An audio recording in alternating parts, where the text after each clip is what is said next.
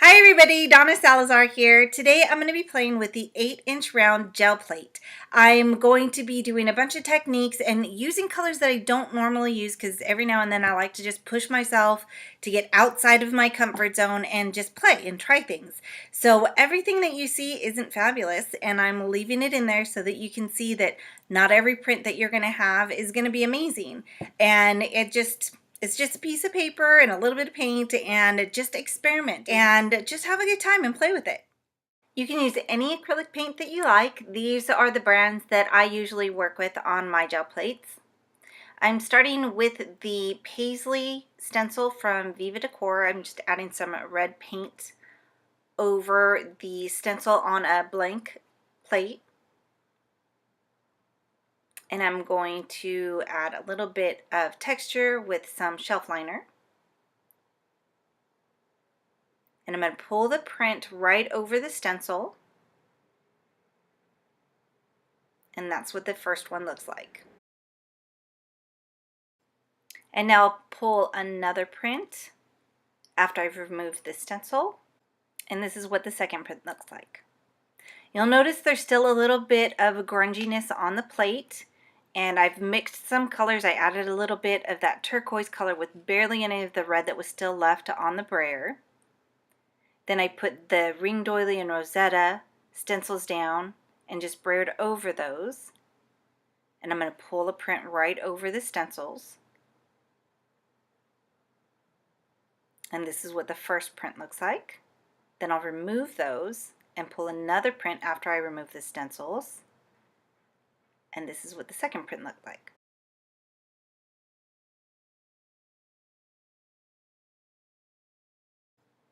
Most of the time I do not add the paint directly onto the plate because wherever that paint is on the plate, it kind of removes everything that's underneath it. So I usually have stuff off to the side, but this time I actually put the paint right over the plate.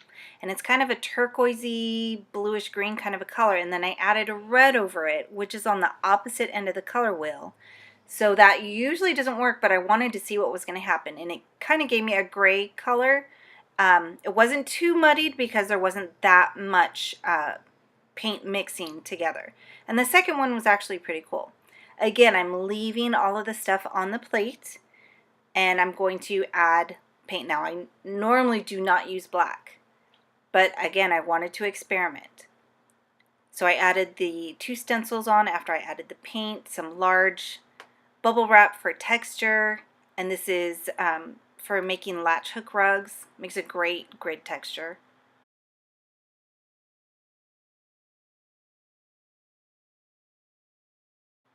And I wasn't exactly thrilled. It's okay, but maybe it's because black is just not my color.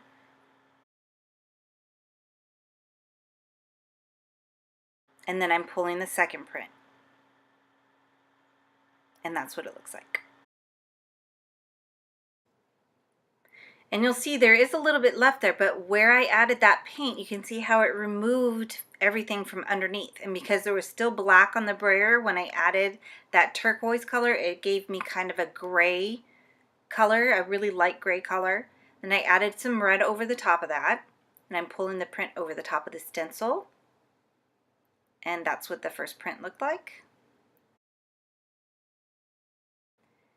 And I'm leaving it there. Normally I would pull it up and pull the second print, but I wanted to see what would happen if I added 2 colors before I pulled up the stencil. And I actually really liked that. I thought it looked pretty cool. And this one actually ended up being one of my favorites. I really liked the way that looked with all the different colors in the background. So now I've added some red, and there's a little bit of yellow still on the brayer. And I'm using the Deconstructed Floral Bouquet from Stencil Girl. And you can see I do not use a lot of paint, and because I like the way that it looks when you have a lot of white space. And I'm doing the same thing again, adding a second color, and these are very outside of my normal color choices, but I was trying to experiment and see what would happen. And I actually liked the way that looked. And now I'm adding a third color.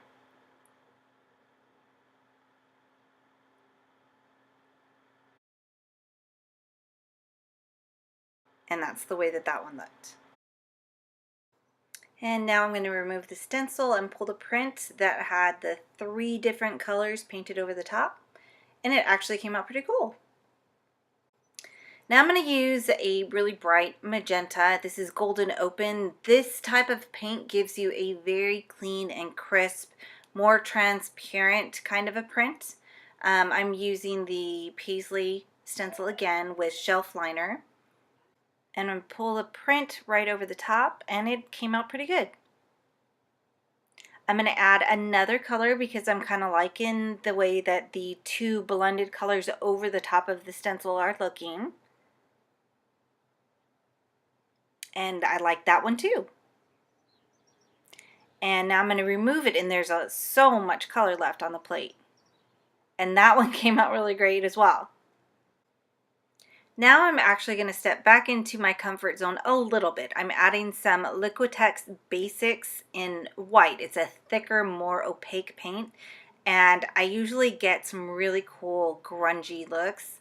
And this is an embroidered flower stamp, but the colors weren't different enough for the print to show up. So it's kind of a cool looking background print, but it wasn't exactly what I was hoping for. Now I'm adding some teal paint, and I put the painty side of the stencil down and then just kind of brayered over it. And this is what the first print looked like, which I really loved. A little bit of that pink from underneath came through. And because the paint side was down, almost like a stamp, this is what that second print looked like, and I loved it. Now I'm going to add some blue paint right over that kind of grungy goodness that's still on the plate, hoping that a little bit of it will stay. And then I'm adding some bubble wrap, and some of the pink came off of the bubble wrap, which was a happy accident. And this is what the print looked like. It was pretty cool. Again, it wasn't my favorite, but it was pretty neat. And you notice that I left those bits of paint on the plate because I want to see what's going to happen. Then I added more kind of grungy. It was a mixture of the teal and the white. Using shelf liner for texture, pulling the print over the stencil. And I loved it, but it's back inside of my comfort zone colors again. But this one came out really cool as well. There was that pink on the stencil still, and I put it the painty side down, and so this is what that final print looked like. Thanks so much for joining me. I hope that you liked watching my process and maybe got some ideas that you might be able to use for yourself. See you next time. Bye.